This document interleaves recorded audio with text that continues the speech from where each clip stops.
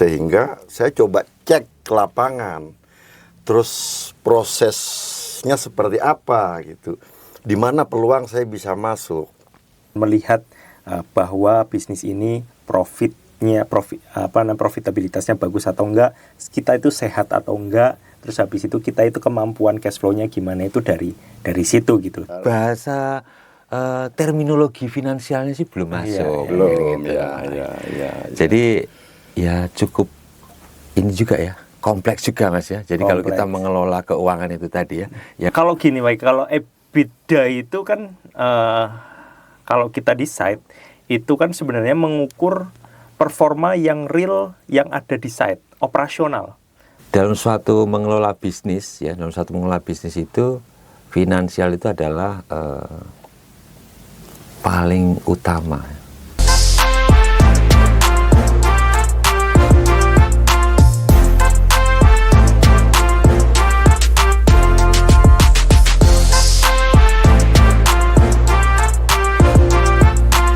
Halo Bumaners, semangat pagi. Luar biasa.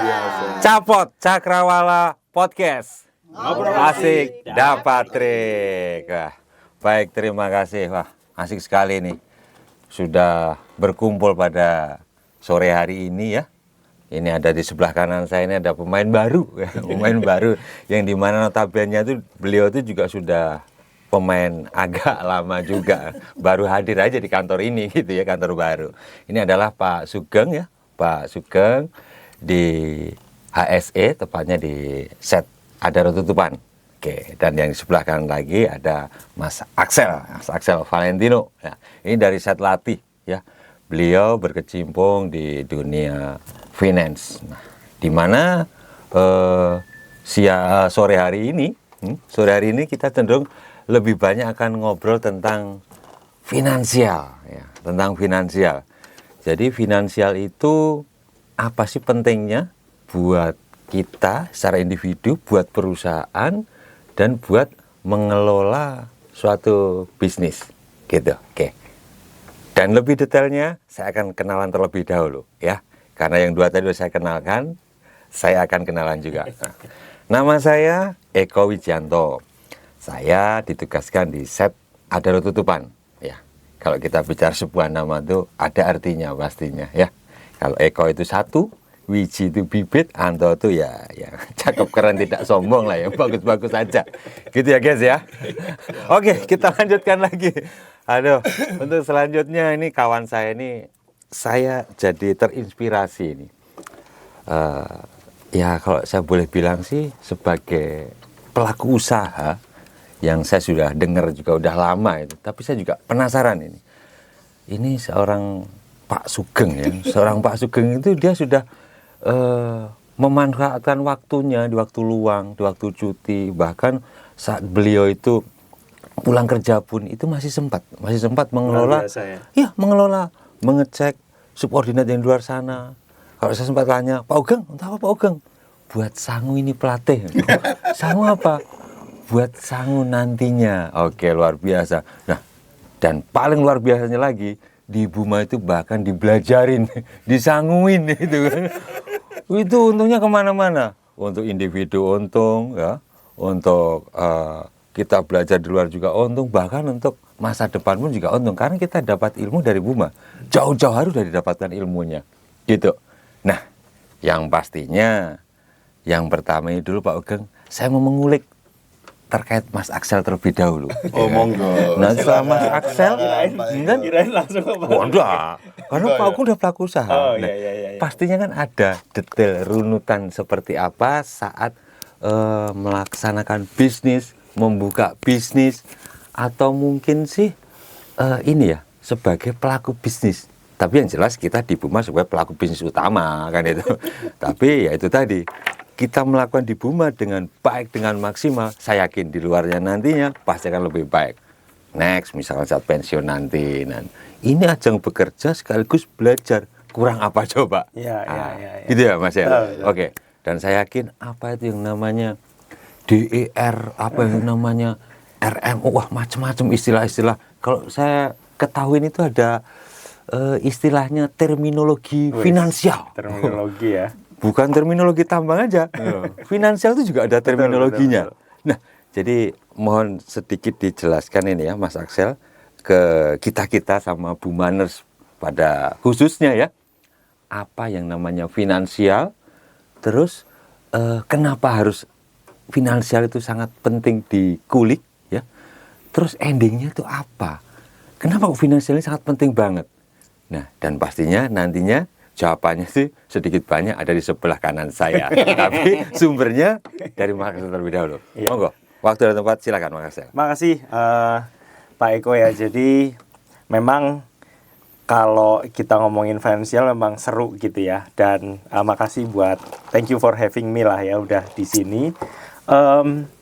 Jadi kalau kenapa sih penting banget kita itu belajar tentang finansial? Kalau menurut saya komoditas di dunia ini ada 3 nih. Komoditas di dunia ini ada 3. Yang pertama adalah skill set, yang kedua adalah waktu, yang ketiga adalah modal ataupun kapital. Kapital ya. Okay. Jadi waktu kita itu masih sekolah, kita itu menggabungkan antara modal ataupun kapitalnya orang tua sama waktu kita untuk menghasilkan skill set.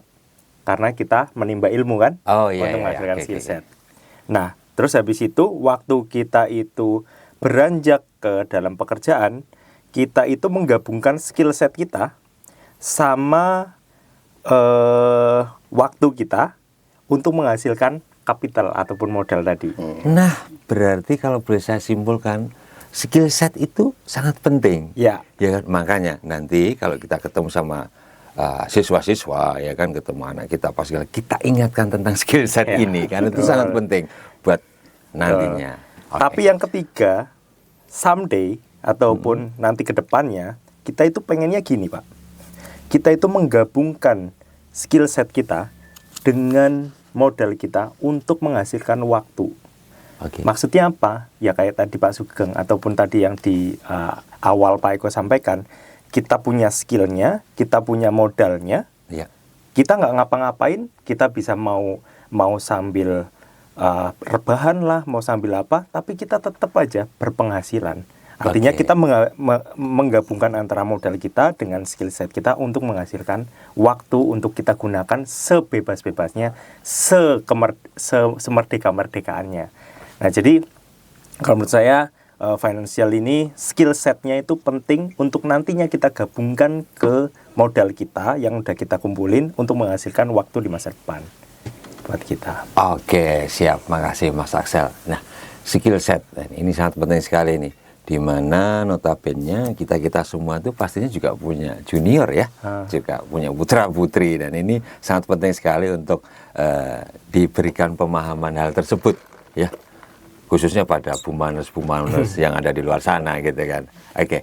Dan itu semua saya yakin itu udah dilakukan sama sebelah kanan saya ini pastinya sebagai pelaku usaha kan itu kan, sebagai pelaku usaha dan pelaku juga kaitannya bisnis kan itu. Karena saya yakin teman-teman sudah paham tentang Pak Sugeng ya. Enggak juga kali. Nah, oke Pak Sugeng, tadi sudah disampaikan dari Mas Axel ya, kaitannya dengan finansial dan skill set, itu sangat penting sekali. Yang kita ingin ngerti itu gimana sih Pak Sugeng cara mengelola finansial? Apakah finansialnya itu ada orang tersendiri? Apakah harus ngeplan dulu? Apakah harus Pak Sugeng itu dulunya nyari teman-teman yang di luar yang punya kompetensi itu? Apakah memang bismillah belajar, ya kan? Berdoa belajar, saya berusaha semaksimal mungkin secara otodidak atau kayak apa? Gitu Pak Sugeng. Monggo. Pak Sugeng, kita ingin denger ini. Penasaran kita. Iya. Saya izin minum dulu Pak Eko. Wah, boleh. Aduh. Ini kopinya ini enak juga sih. Monggo Pak Sugeng, lanjut. Terima kasih Pak Eko, Mas Axel ya.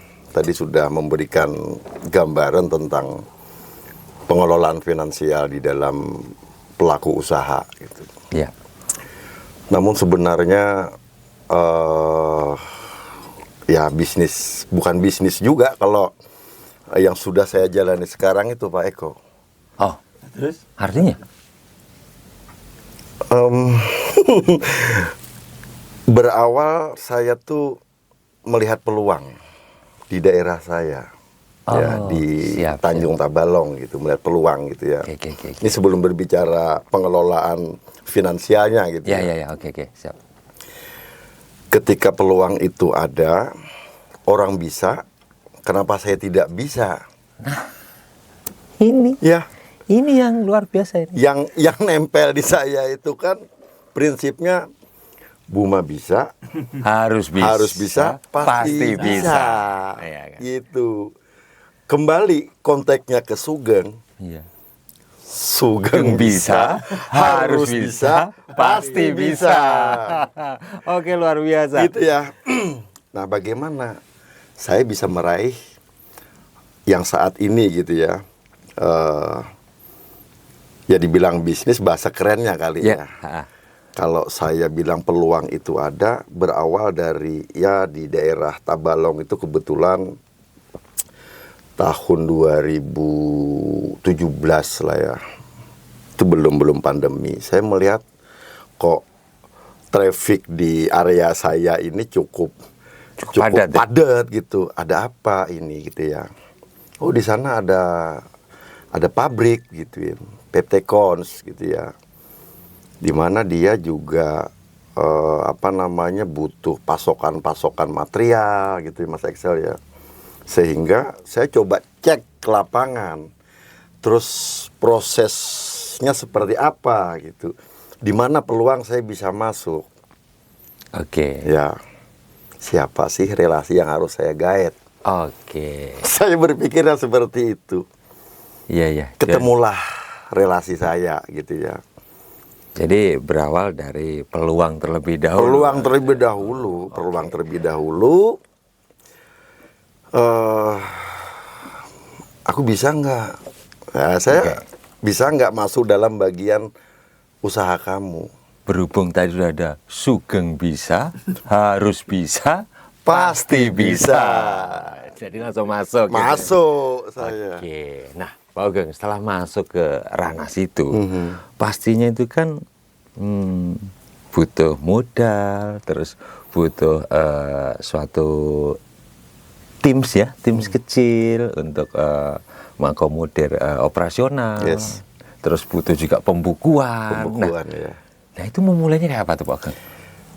Ya, bicara modal sih saya modal kepercayaan saja. Jadi kebetulan saya juga kenal sama pemilik sumber energi itu tadi gitu ya, untuk supply ke pabrik semen ya, batu bara lah ya. Sama Haji A gitu. Pak Haji, saya terus terang jujur, ini ada peluang nih, saya mau gerak. Berapa? Lihat. Nah, lihat dokumen. Saya tunjukin dokumen. Berapa yang kamu butuh, ambil punya saya. Oh. Oke. Iya. Sistemnya sudah saya jelasin kan ketika saya supply ke situ. Setelah itu ya ngalir saja gitu. Apapun yang menjadi bagian beliau itu tadi, itu saya kasihkan sesuai dengan komitmen yang diberikan ke saya. Itu juga sudah sistematis lah ya. Itu mengenai masuk ke keuangannya, Pak Eko. Oke. Masuk ke keuangannya. Untuk pengelolaannya, ya saya juga ngelihat keluarga kan, kebetulan adik saya sama ipar saya harus saya berdayakan juga kelola ini. Bagaimana ini ngelolanya? Cara dagang aja deh, saya bilang sederhananya kayak gitu. Oke. Beli murah, tapi kita dikelola. Jual. Oke.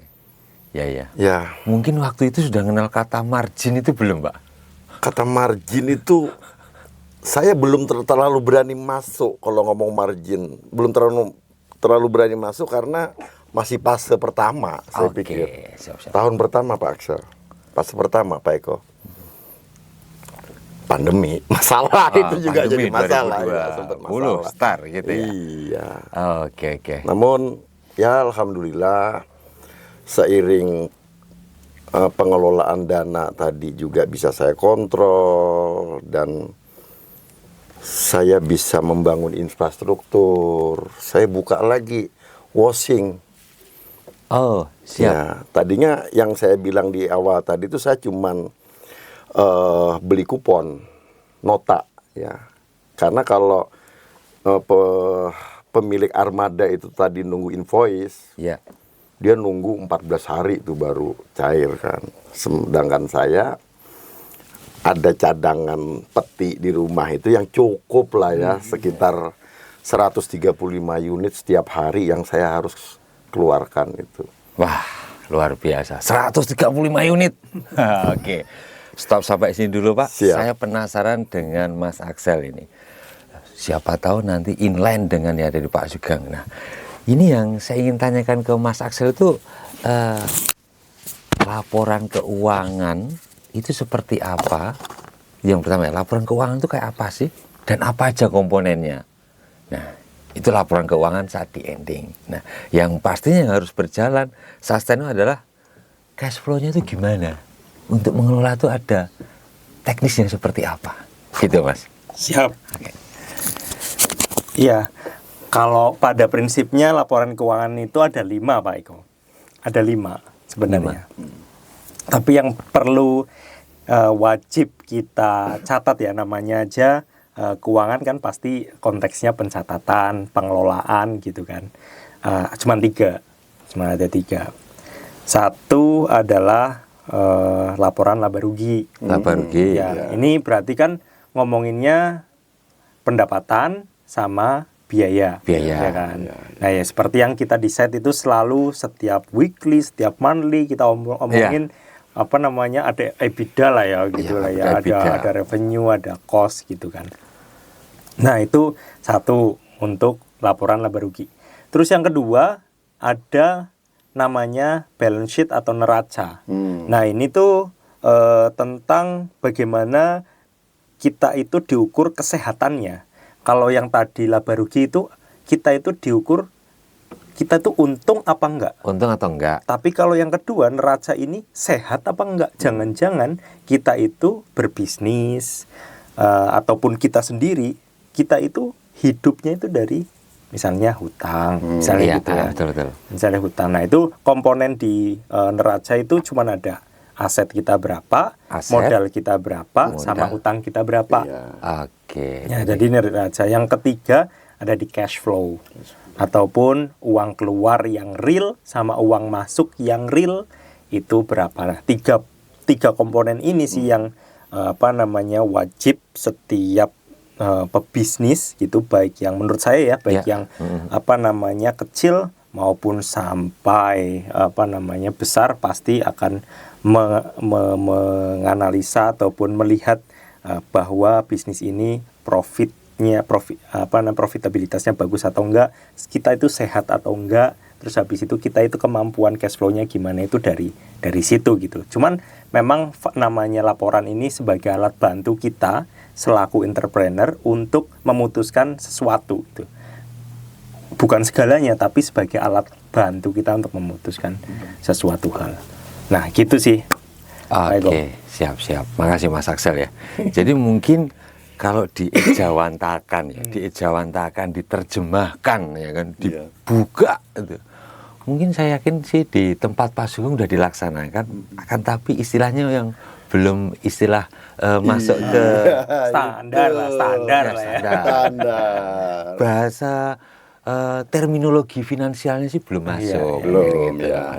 ya. Jadi ya cukup ini juga ya, kompleks juga Mas ya. Jadi kalau kita mengelola keuangan itu tadi ya, yang pastinya sih memang secara pembukuan harus baik ya kan, khususnya cash flow. Dan itu juga harus sustain. Kalau sampai sebelah kanan saya yang tadi 135 unit, nah coba ya kan, itu juga harus sustain juga gitu. Nah, dan setidaknya itu kan kalau kita mengelola bisnis seperti ini ya, tadi start awal dari jeli melihat peluang udah disampaikan. Terus beliau mengatakan berani mencoba atau kita memberanikan diri dengan apa? Dengan ya mulai dari knowledge yang kita punya, skill yang kita punya secara praktisi, dan tidak lupanya pasti kita juga memohon doa, berdoa, restu, ayo berangkat. Nah, setelah berjalan pastinya banyak kita temukan kendala. Nah, sampai di tengah jalan kita harus sustain di sisi keuangan. Nah, ini gini Pak Sugeng. Ya. Pernah dengar istilah itu manajemen keuangan itu. Dibilang apa? Kalau finansial itu pentingnya untuk pengambilan keputusan. Nah, itu kalau secara detail itu mungkin Mas Axel bisa menyampaikan, bisa dikorelasikan dengan di tempatnya Pak Sugeng kan? Kok sangat penting manajemen finansial itu sangat penting sekali untuk pengambilan keputusan. Nah, ini apakah keputusan mendapat tender baru, atau memperbesar proyek yang ada, atau keputusan mau save dana dulu, atau mungkin ada istilah dengan kondisi yang eksternal yang mempengaruhi dalam satu bisnis tersebut. Nah gitu. Oke, Mas Axel.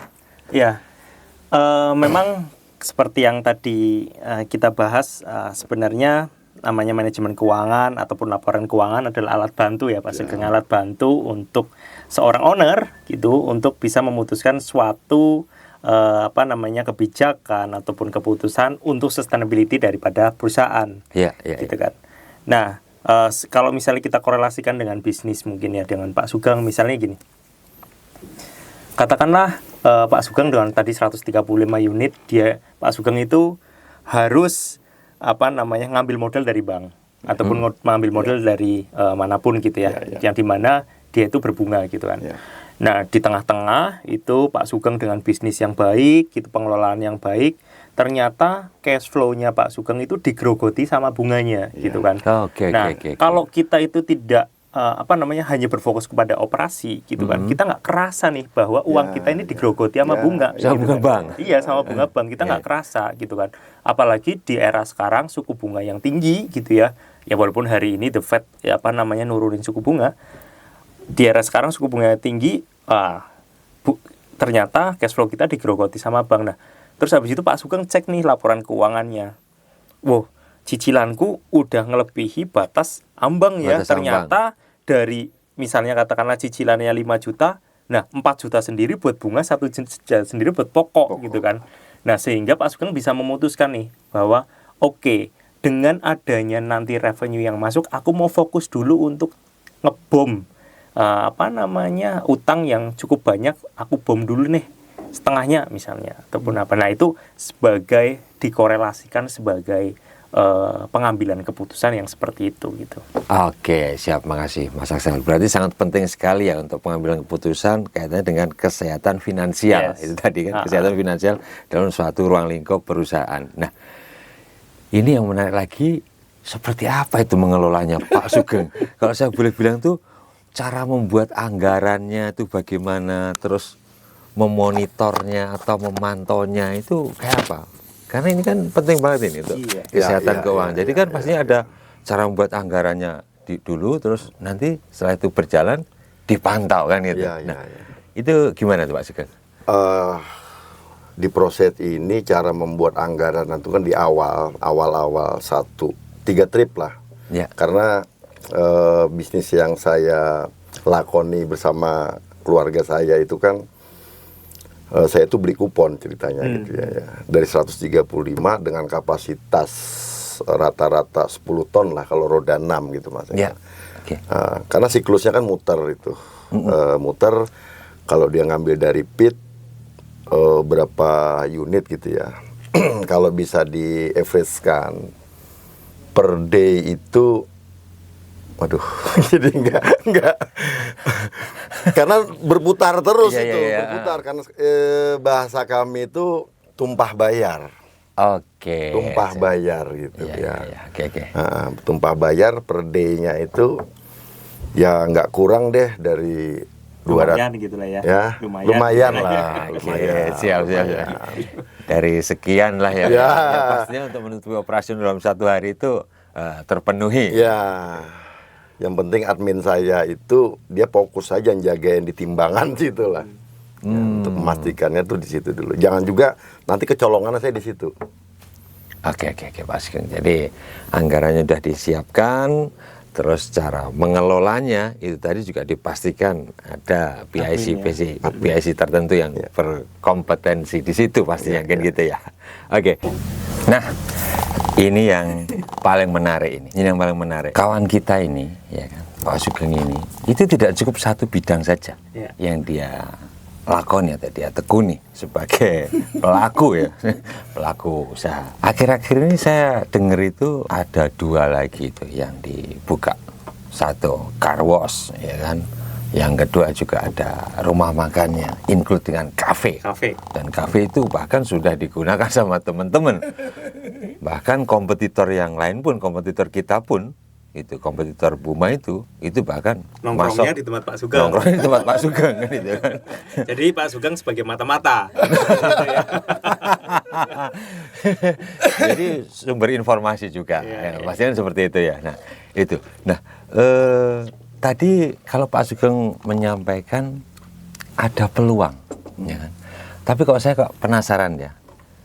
Setelah ada peluang yang pertama itu, yang kedua pasti lebih jeli lagi melihat peluang. Kelihatannya seperti itu, Pak ya? Ya. Ya saya yakin saja sih sebenarnya sama yang di atas gitu ya, bahwasanya peluang itu di mana-mana ada jika kita bisa melihat gitu. Oke. Iya. Gitu ya. Iya. Sorry sebentar, saya mungkin rekan bisnis saya nih lagi calling. Oke, nggak apa-apa. Oke, dulu. Diangkat dulu atau perlu, siapa tahu beliau sangat penting Halo, sekali. Pak. Nanti telepon balik lagi di kantor. Ya. Sangat penting sekali Mas Hasan. Langsung bunyi teleponnya. Dan nada deringnya pun juga berbeda, ya kan? Saya paham beliau ini kalau nada dering urusan yang itu tuh pasti dia nyaring. Oke. Tadi udah nada deringnya di itu dulu gitu. Saya nggak ngerti kok. Oh iya. Oke. Ya, Karena saking pentingnya, Saking karena penting. berhubungan sama cuan itu. Ya, betul. Oke. Saya dinas loh ini. Iya. Oke, Pak. Kita Ya. lanjutkan lagi ya. Tadi jeli melihat peluang dan Pak Sugeng menyatakan selain saya melihat, saya yakin dan saya juga selalu berdoa sama yang di atas bahwa saya bisa.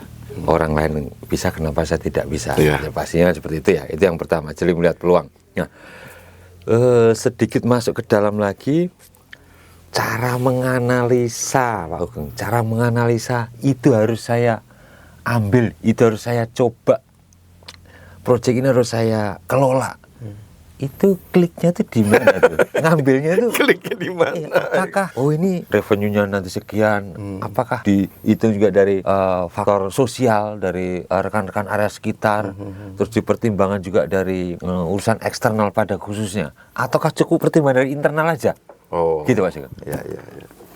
Ya, jadi tadi proses yang saya start awal di 2017, 2018, perjalanan kan kita dihadapkan situasi pandemik gitu ya. Meskipun di fase 2017-18 itu saya juga mulai nyicil bikin bikin aset baru lah yang saya pikir gitu penting gitu. Untuk apa tadinya konsep itu, setelah saya toleh kiri toleh kanan, saya coba lagi buka washing. Buka washing gitu. Saya meyakini karena kebutuhan orang untuk bersih mobilnya itu pasti gitu ya. Mindset saya ke situ dulu tadinya Pak Eko ya.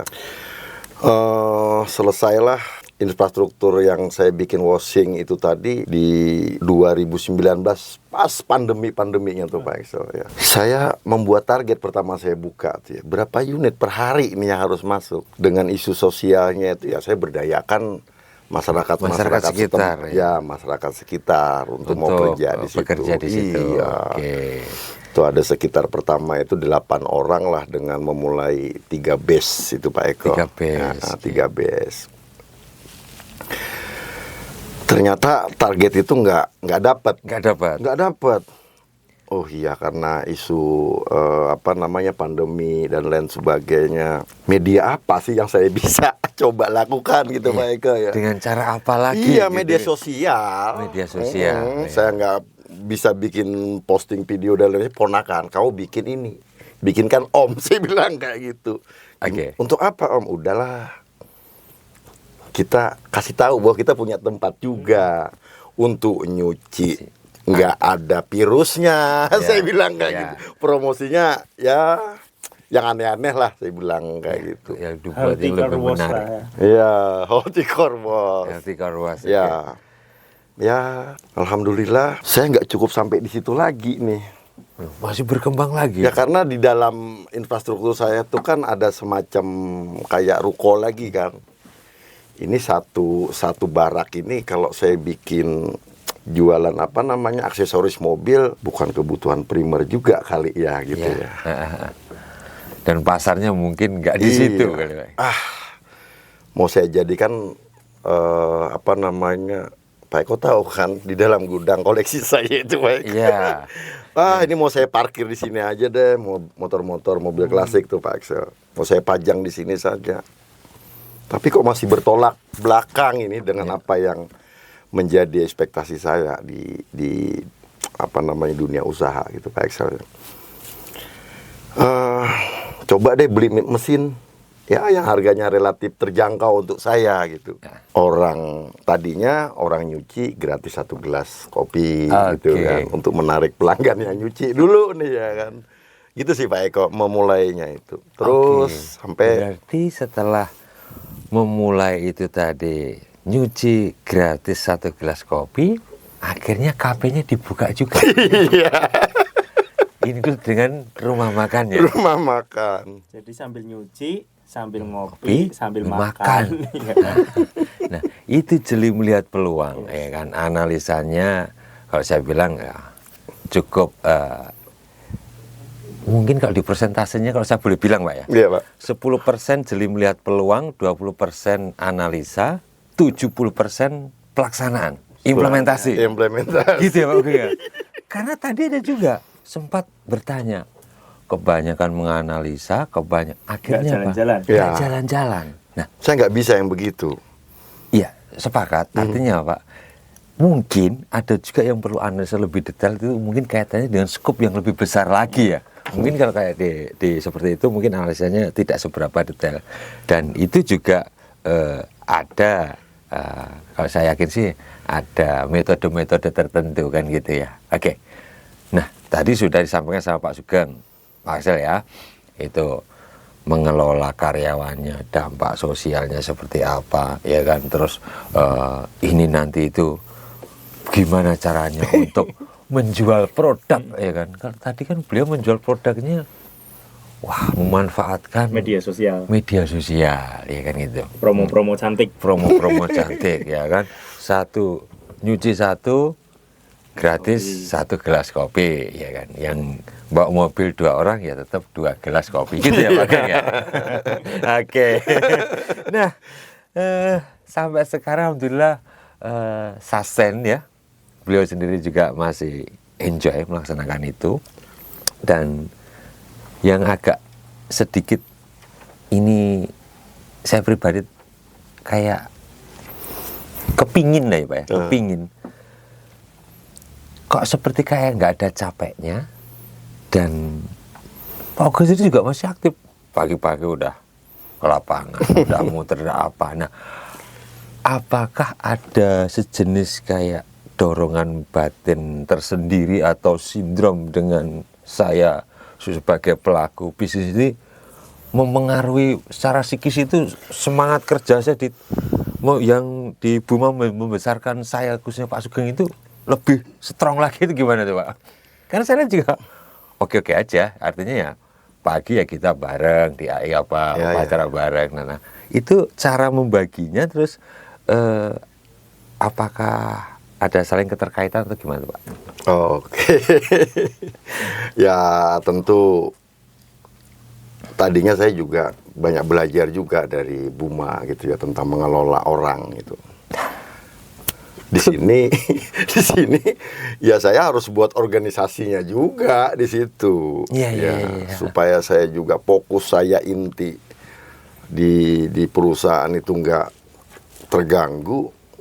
Ya itu tadi, orang-orang itu tadi yang sudah saya kasih otoritas, belajar bertanggung jawab, ya bukan belajar lagi, memastikan pengelolaan orang dan biaya-biaya yang di operasionalnya itu. Jadi ya ngalir saja Pak Eko. Oh iya. Ngalir saja. Adapun masalah, ya masalah-masalah yang bisa diatasi oleh orang-orang yang ada di organisasi saya gitu. Oke, makasih Pak Sugeng. Berarti secara internal untuk kaitannya dengan pengelolaan manusia, ya kan, itu sangat banyak dapat dari Buma yang membesarkan kita, Pak. Ya. Siap. Khususnya mengelola manusia. Karena manusia itu aset unik, gitu. Aset yang paling unik, gitu. Ya, tergantung gimana kita cara mengelolanya, nah gitu. Nah, kalau udah mengatur manusia udah dapat, nah dan pastinya nih, kembali lagi, bisnis itu kita bicara uang, ya kan? Kalau untuk implementasinya uang itu nanti kemana aja itu kan sudah bisa diatur kemana, udah bisa dialokasikan. Nah, yang paling penting adalah sustain itu tadi. Nah, kalau di istilah keuangan, ya kan, di mana di tempat kita tuh ada hal baru nih ya, di Buma ada hal baru. Ya pokoknya kita juga harus hitung sampai depresiasinya juga, kan itu kan. Ngeri Ya kan? Ngeri, beliau Iya. depresiasi, aduh. Ya kan harus gitu. Saya minum dulu deh ya Pak Eko. Ya, Pak Eko sambil minum juga Pak Eko ya. Iya. Karena gini, kalau depresiasi itu, kalau yang ada di otak saya ya, itu kalau bisa tuh sekecil mungkin. Tapi kita perbesar apresiasi. Oh, iya. Nah, gitu ya Pak ya. Depresiasi, iya, kita iya. perbesar apresiasi. Iya. Iya kan gitu toh? Iya. Oke. Nah, terlepas dari aktivitas kita untuk mencapai apresiasi, ya, memperkecil depresiasi, pastinya ada kontrol penting nih dari teman-teman tim finansial. Sepintas ya, saya sempat diberikan materi itu tentang menganalisis risiko keuangan ROI apa istilahnya. Ya.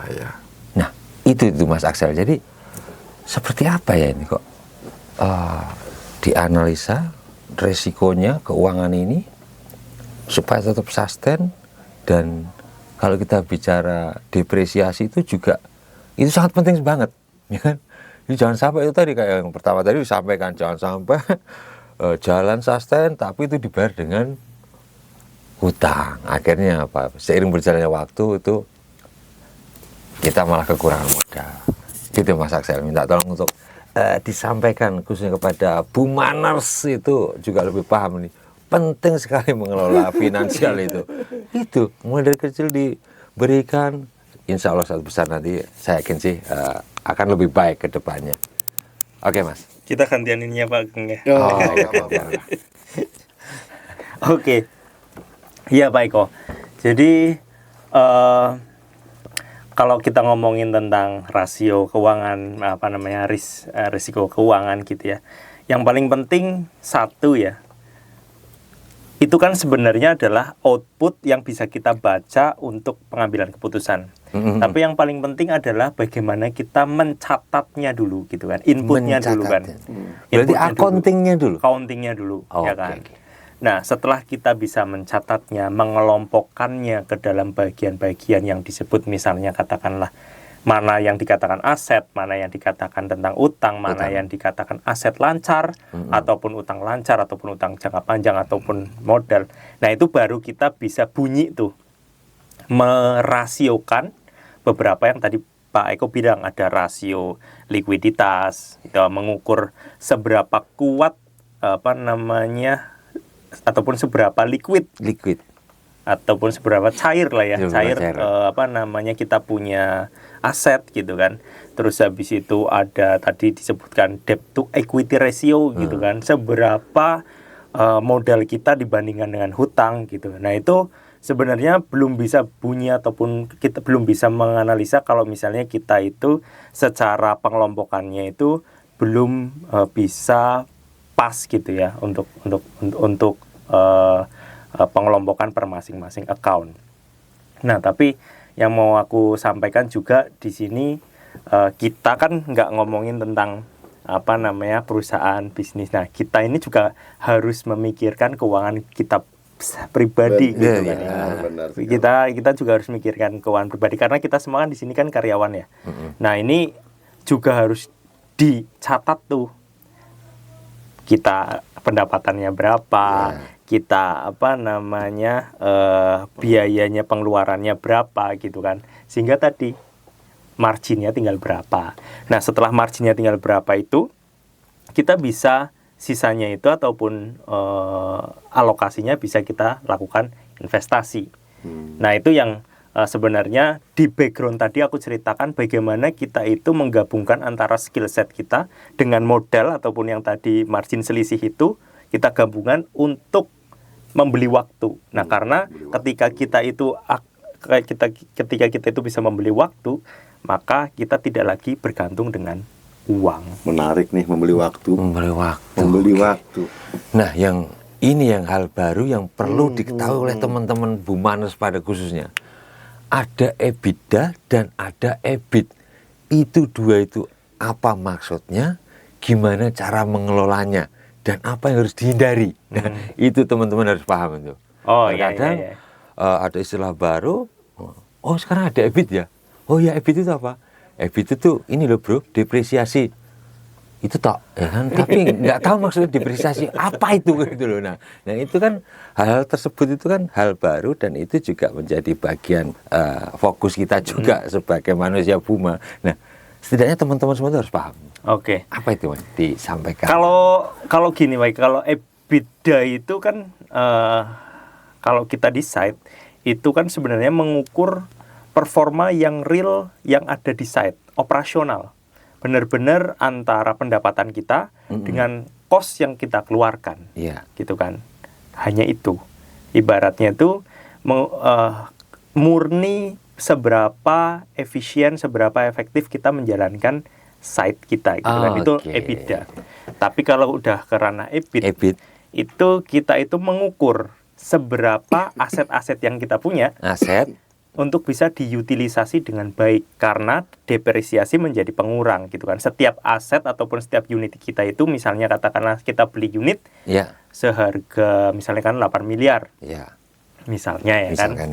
Oke, didepresiasi 8 tahun gitu kan. Berarti kalau 8 miliar dibagi 8, 1 tahunnya adalah 1 miliar gitu kan. Nah, itu nanti seolah-olah dikurangi di situ gitu, dari EBITDA dikurangi dengan depresiasi gitu kan. Nah, nanti dapatlah EBIT, earning before interest dan tax. Jadi laba sebelum bunga dan pajak, tapi udah setelah depresiasi yang tadi itu. Oh, siap. Makasih. Nah, kata kuncinya ya. Kita ambil kata kuncinya Pak Ugeng ya. Berarti kalau ada alat itu UA-nya juga harus baik. Betul. Ya kan? Apalagi produktivitasnya harus baik kan itu. Kalau ada alat sekiranya UA-nya bukan kurang baik ya, tapi kira-kira tidak digunakan sepenuhnya, saya kira itu nggak perlu kan gitu ya. Ya karena memang kalau ada alat tapi untuk UA-nya tidak baik, secara operasionalnya juga produktivitasnya kurang baik, nah itu malah membuat rugi kita, apalagi ditambah dengan depresiasi itu tadi, kan gitu kan.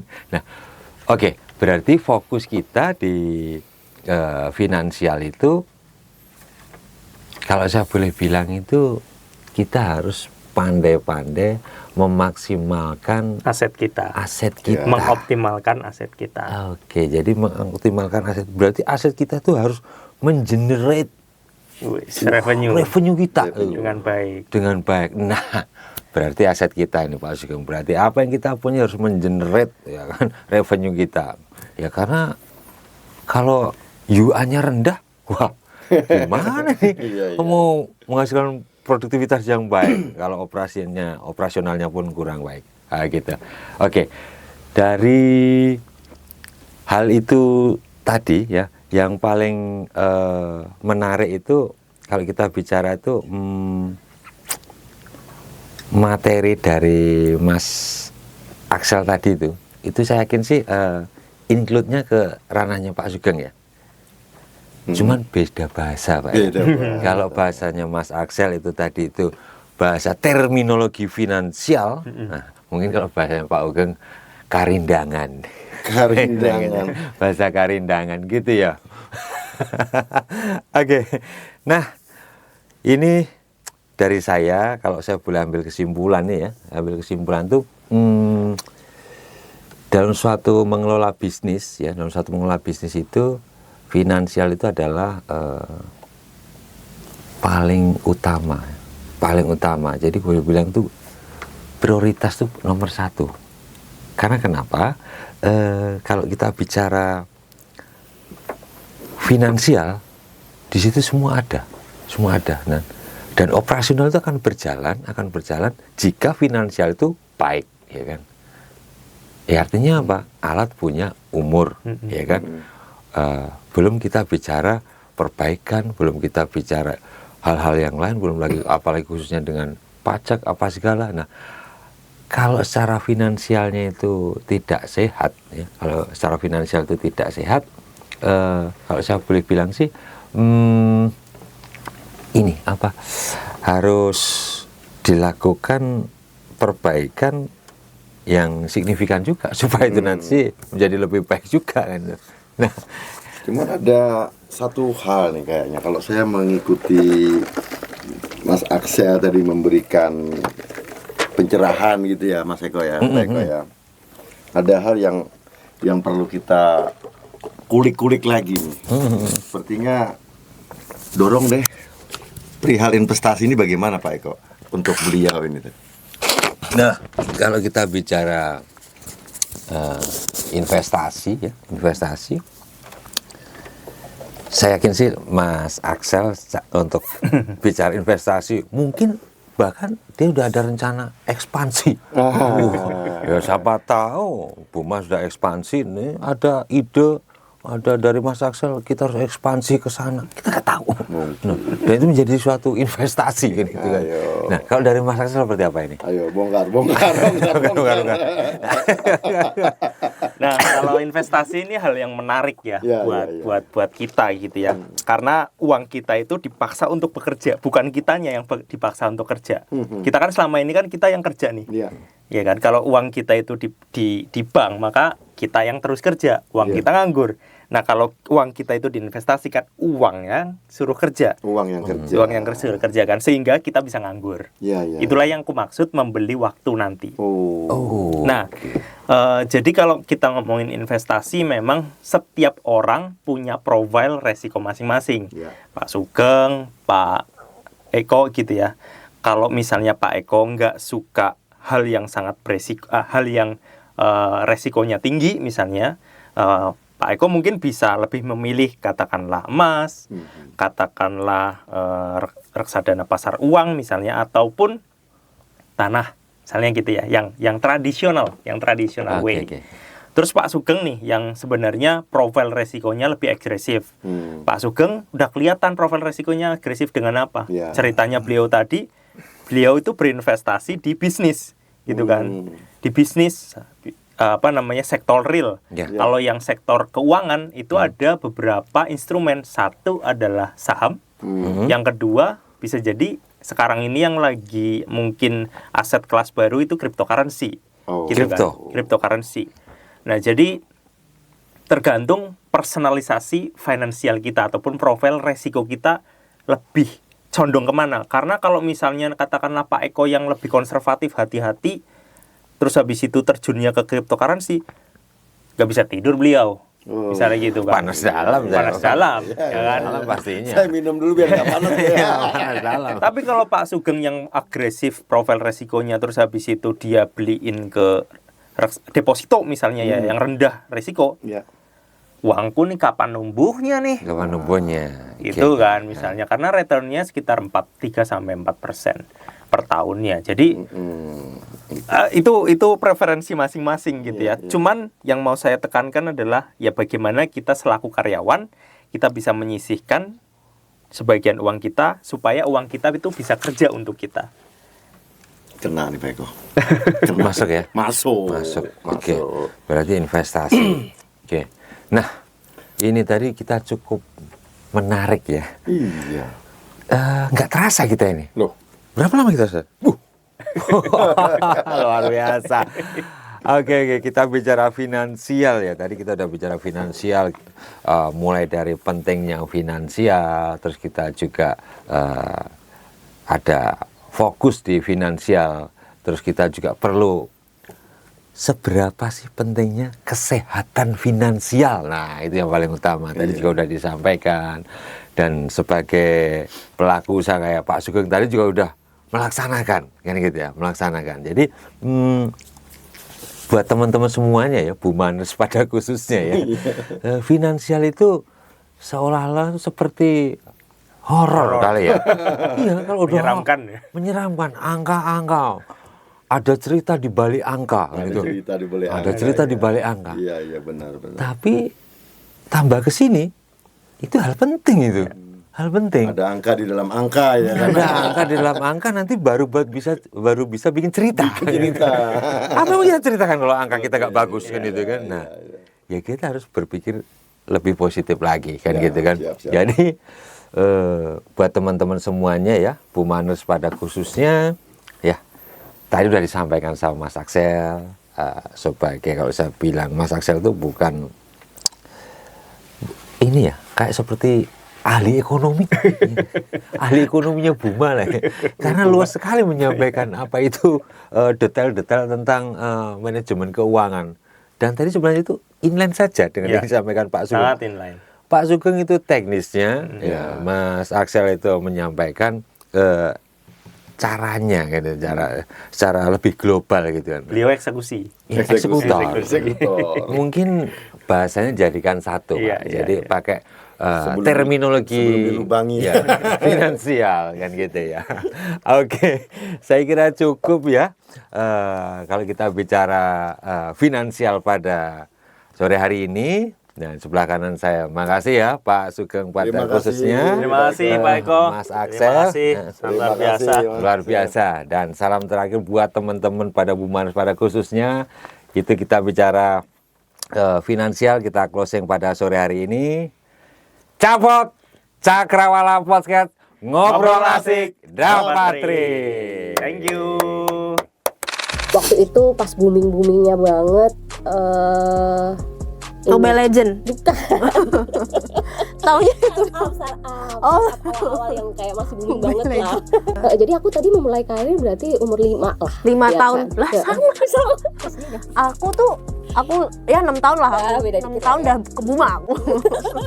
Nah, tadi kan sempat disampaikan juga kalau lagi ada 2 offering antara yang satu startup itu apa sih Mbak BTW? Nggak cuman negor tuh kayak kenapa kok fatigue apa segala macam gitu, tapi kayak emang oh dia tuh ada something apa sih sebenarnya yang terjadi sama dia. Kalau lingkungan kerja sih iya oke, iya beda gitu ya, karena pace-nya juga beda kan, maksudnya output kerjanya juga beda.